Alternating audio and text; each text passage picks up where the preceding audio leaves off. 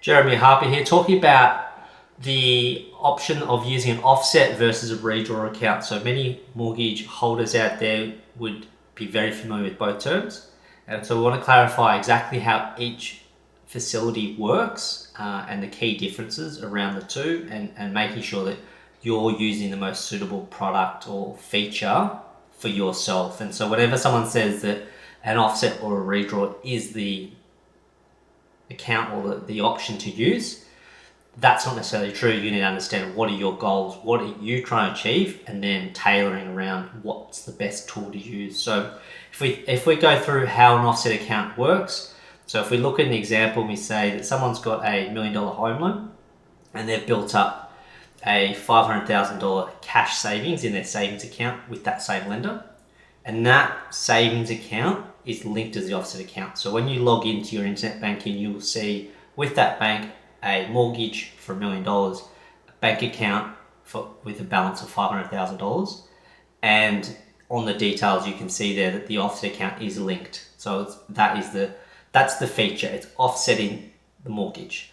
So what that means is every day when the interest is calculated by that lender, at the end of the day, they're calculating that on the net outstanding, so the $500,000. So the $1 million loan less the 500 is the $500,000 that at the end of each day is the interest that's being charged on that balance. That is then levied against and charged at the end of each month based on the rolling balance at the end of each day.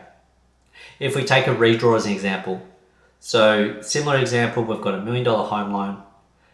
The borrower has then put additionally on top of the monthly regular or the contractual repayments, they put an additional $500,000 into the redraw account. When you log on to your internet banking for that lender, you'll see a home loan with a $1 million facility or redraw available, and you'll see a balance of $500,000. So let's assume there's no bank account for this same lender, or if there is, it's got zero.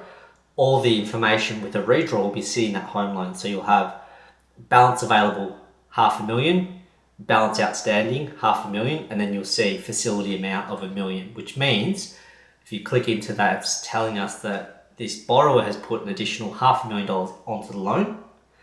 They have the ability to pull that back out at any stage. So that's the two key differences. The redraw sits in with as a feature within the home loan, whereas the offset's actually a separate bank account that is working that. Now, a couple of things to note around offset accounts. There's been a lot of positive work or traction with offset accounts with lenders. So now a lot of banks will offer the ability to have multiple offset accounts. So let's say, for example, we go back to our first example, we've got a $1 million home loan. Instead of having that one offset account for $500,000, we may break that down and have 4 bank accounts, all as offset linking against that head home loan of the $1 million, but you may have $400,000 long-term savings and then split up the rest of your $100,000 as perhaps $30,000 for a travel account, $30,000 for education, and then the balance to be everyday spending account. So some people like to have that where they can move money across their various offset accounts to visualize what are they trying to achieve with the savings within the offset whilst still having the benefit of the offset account. And that is really powerful, particularly if it's a home you live in, so the interest on that loan is non-deductible, versus someone doing that same structure but having that over in a series of savings accounts where you're earning interest on those savings. You've got them mapped out into different savings accounts, particularly that larger amount, but then you've got non-deductible interest expense. So a really inefficient way from a tax point of view, having it set up that way. So who's it suitable for? So again, with the offset account, more flexibility. Something that's really important to understand is if you're using an offset account, we're quarantining that loan. So if you ever change the purpose of that loan, as in the loan was taken out initially to live in the property, you now go and rent it out, you got to get a tenant in there. Well, that loan purpose has now changed. It's no longer there. That borrowing, that initial $1 million loan is no longer, the purpose is no longer for you to live in it. It's now for someone to live in, to pay you a rental income. So that interest is now deductible. So we've changed the purpose. So it's really important in that scenario, if you're ever thinking, I'm going to move out of this property at some stage, is it really efficient to have that loan paid off? And now you're generating income off that property with no interest deduction, and then you go and move into another property and you take on a big mortgage or another mortgage for that new property that you're living in there with yourself or your family, and that interest now is non-deductible again. That's a very inefficient way to structure your borrowings. So instead of that, you could have your cash, that $500,000 sitting in the offset account. You move out, you find a new property, you put that $500,000 towards the new purchase. All of a sudden, you're reducing the loan that you need for the property you live in, reducing your non-deductible interest expense, and then that loan of $1 million is now deductible. So you now got a high interest deduction that we can deduct against that rental income that we've got against that property that we're now living in, but we're now turning that into investment property. So that's really key. Versus if you're using a redraw and you pull that $500,000 out to go and buy that new property, you're changing the purpose of that original loan. Because you might say, well, hang on, no, that $1 million that I initially took out, I put down 500, so that 500 I'm pulling out is not in relation to the new property. It relates back to the existing loan. That's not how the ATO will see it. It comes down to the purpose.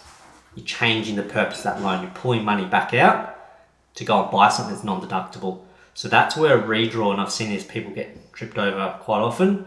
They'll use a redraw account, but then they're changing the purpose. Their goals change. Things change all the time.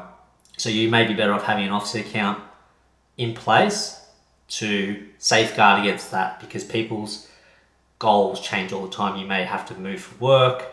You may want to downsize. You may want to increase the property. You may want to move state altogether. Things change all the time. So you want to make sure that you've got that flexibility so you don't run into any issues down the line. And then what are some, I guess, around the product differences? So going back to the fact that earlier you can have multiple offset accounts. Some banks will only allow one, some can have multiple, which is great. Bear in mind, a lot of the banks will charge an annual fee for that facility. So it can be, some maybe $10 per month for an offset account, some maybe $395 annually. Some banks don't charge a fee for an offset account, but typically you do find there's a bit more of an expense, a bit more of a premium on that interest rate, maybe small depending on the bank, to take out an offset account versus a basic loan with just a redraw. Typically a redraw loan, or a basic loan they'll call it, with a redraw function will just have no ongoing fees. That's standard with just redraws. There's no fees to access the redraw account, and then a slightly lower interest rate. So it's more of a basic loan compared to the two. The other thing to keep in mind when you're using a redraw account is that, let's go back to that example of putting $500,000 into your redraw. You'll just assume that $500,000 is available. A lot of banks, if you read the loan contract, they will withhold maybe 1 or 2 months of your repayments in the future. So 1 or 2 months ahead in that redraw account, they'll freeze it out. So quite often from a liquidity, people expect that fund's always there and it's always available. It's not necessarily the case, because it's with the discretion of the bank. If you read the loan contract, versus an offset account is a savings account, which is fully transactional and you've always got access to that account. So that's the difference between the two. If you have any questions, please let us know. Thank you.